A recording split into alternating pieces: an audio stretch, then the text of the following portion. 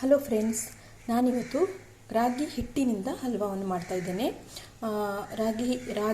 ಇಡೀ ರಾಗಿಯನ್ನು ಕಡಿದು ನಾವು ಮಣ್ಣಿ ಮಾಡ್ತೇವಲ್ಲ, ಅದೇ ಥರ ನಾನಿಲ್ಲಿ ಹಿಟ್ಟನ್ನು ಉಪಯೋಗಿಸ್ಕೊಂಡು ಹಲ್ವಾವನ್ನು ಮಾಡ್ತಾಯಿದ್ದೇನೆ. ಅಂದರೆ ಮಣ್ಣಿ ಅಂತ ಸಹ ಹೇಳ್ಬೋದು. ಅದರಲ್ಲಿ ನಾವು ಮಣ್ಣಿ ಮಾಡುವಾಗ ಇಡೀ ರಾಗಿಯನ್ನು ನೆನೆಸಿ ಕಡಿದು ಮತ್ತು ಹಲ್ವಾ ಥರ ಮಾಡ್ತೇವೆ. ಇದು ನಾನು ಹಿಟ್ಟಿನಿಂದ ಮಾಡಿರುವ ಹಲ್ವಾ. ನೋಡಿ, ರಾಗಿ ಮಣ್ಣಿ ಥರನೇ ಉಂಟು.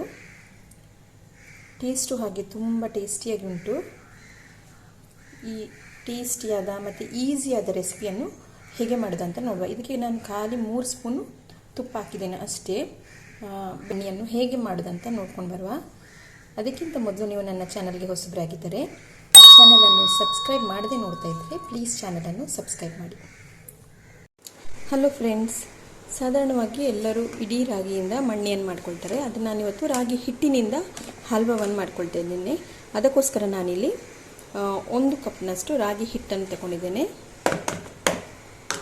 ಇದನ್ನೀಗ ಚೆನ್ನಾಗಿ ಜರಡಿ ಮಾಡಿಕೊಳ್ಬೇಕು.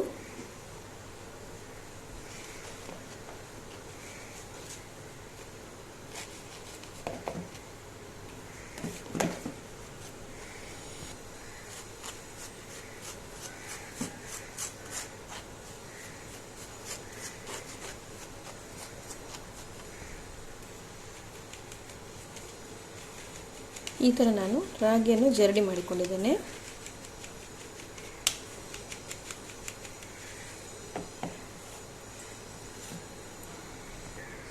ಇಲ್ಲಿ ನಾನೀಗ ಜರಡಿ ಮಾಡಿಕೊಂಡ ರಾಗಿ ಹಿಟ್ಟಿಗೆ 1 ಕಪ್ ರಾಗಿ ಹಿಟ್ಟಿಗೆ 2 ಕಪ್ ನೀರು ಹಾಕಿ ಚೆನ್ನಾಗಿ ಕಲಸ್ಕೊಳ್ತೇನೆ. 1.5 ಕಪ್ ಹಾಕ್ಕೊಳ್ತೇನೆ ನೀರು ಫಸ್ಟಿಗೆ. ಇದನ್ನು ಚೆನ್ನಾಗಿ ಕಲಸ್ಕೊಳ್ತೇನೆ.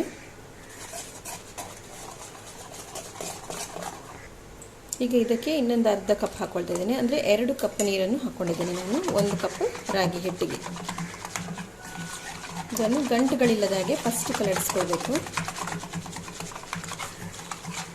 ಈಗ ಇದನ್ನು ಬದಿಗಿಟ್ಕೊಳ್ತೇನೆ.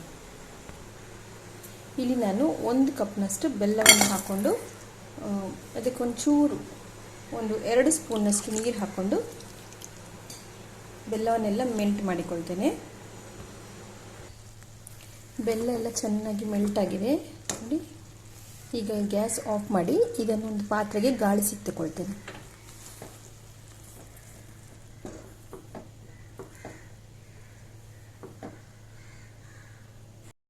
ಈಗ ನಾನು ಗ್ಯಾಸ್ ಆನ್ ಮಾಡಿಕೊಂಡು ಮಿಕ್ಸ್ ಮಾಡಿಟ್ಟ ರಾಗಿಯನ್ನು ಇದಕ್ಕೆ ಹಾಕ್ಕೊಳ್ತೇನೆ. ರಾಗಿ ಹಿಟ್ಟನ್ನು ಇದಕ್ಕೆ ಹಾಕ್ಕೊಳ್ತೇನೆ.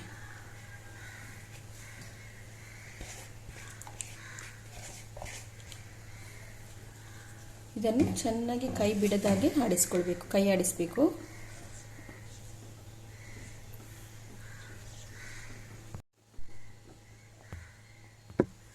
ಈಗ ಇದು ಕುದೀತಾ ಉಂಟು. ಈ ಸ್ಟೇಜಲ್ಲಿ ನಾನು ನೀರು ಮಾಡಿಟ್ಕೊಂಡ ಬೆಲ್ಲವನ್ನು ಹಾಕ್ಕೊಳ್ತಾ ಇದ್ದೇನೆ.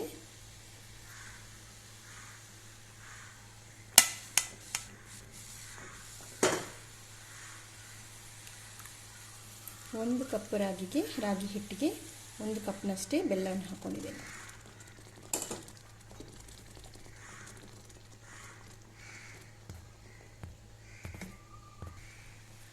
ಈಗ ಇದಕ್ಕೆ ನಾನು ಒಂದು ಅರ್ಧ ಸ್ಪೂನ್ನಷ್ಟು ಏಲಕ್ಕಿ ಪೌಡ್ರನ್ನು ಹಾಕ್ಕೊಳ್ತಾ ಇದ್ದೇನೆ.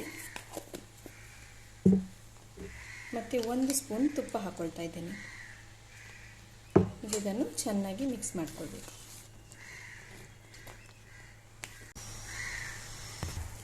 ಈಗ ಇದಕ್ಕೆ ಇನ್ನೊಂದು ಸ್ಪೂನ್ ತುಪ್ಪವನ್ನು ಹಾಕ್ಕೊಳ್ತಾ ಇದ್ದೇನೆ.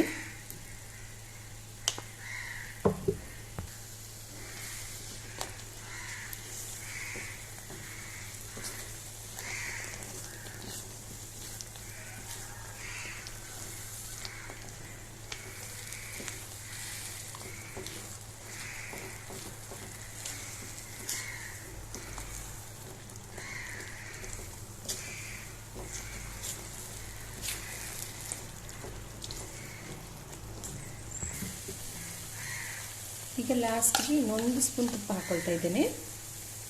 ಟೋಟಲ್ ಇದಕ್ಕೆ 3 ಸ್ಪೂನ್ ತುಪ್ಪವನ್ನು ಹಾಕ್ಕೊಳ್ತಾ ಇದ್ದೇನೆ.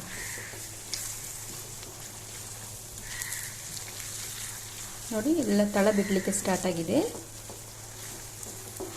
ಈ ಥರ ಕಲಸ್ಲಿಕ್ಕೆ ಸ್ವಲ್ಪ ಕಷ್ಟ ಆಗಬೇಕು ನಮಗೆ. ತಳ ಬಿಡಬೇಕು ಮತ್ತು ಸ್ವಲ್ಪ ಮಣ್ಣಿ ಮಾಡಿಕೊಳ್ಳುವಾಗ ಗೇರು ಬೀಜ ಹಾಕುವುದಿಲ್ಲ. ನಾನಿಲ್ಲಿ ಗೇರು ಬೀಜವನ್ನು ಹಾಕ್ಕೊಂಡಿದ್ದೇನೆ.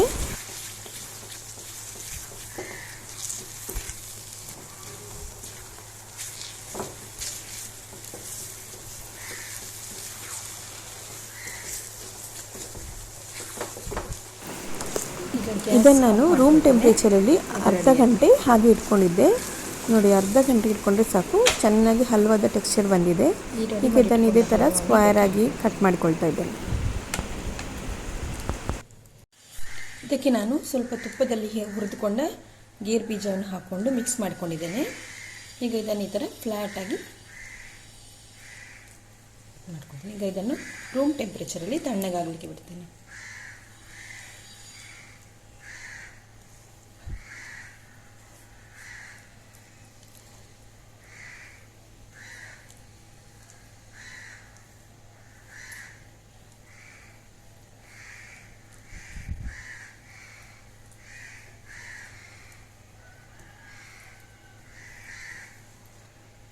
ರಾಗಿ ಹಿಟ್ಟಿನ ಹಲ್ವಾ ರೆಡಿಯಾಗಿದೆ. ಈಗ ಇದನ್ನೆಲ್ಲ ಈ ಥರ ಕಟ್ ಮಾಡಿಕೊಂಡಿದ್ದೇನೆ.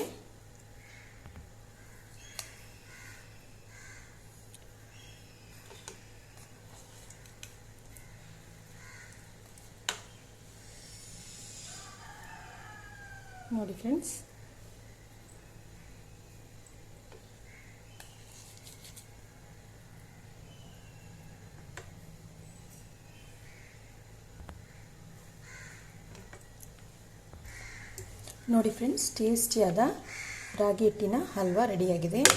ನೋಡಿ ಎಷ್ಟು ಸಾಫ್ಟಾಗಿ ಉಂಟಂತ.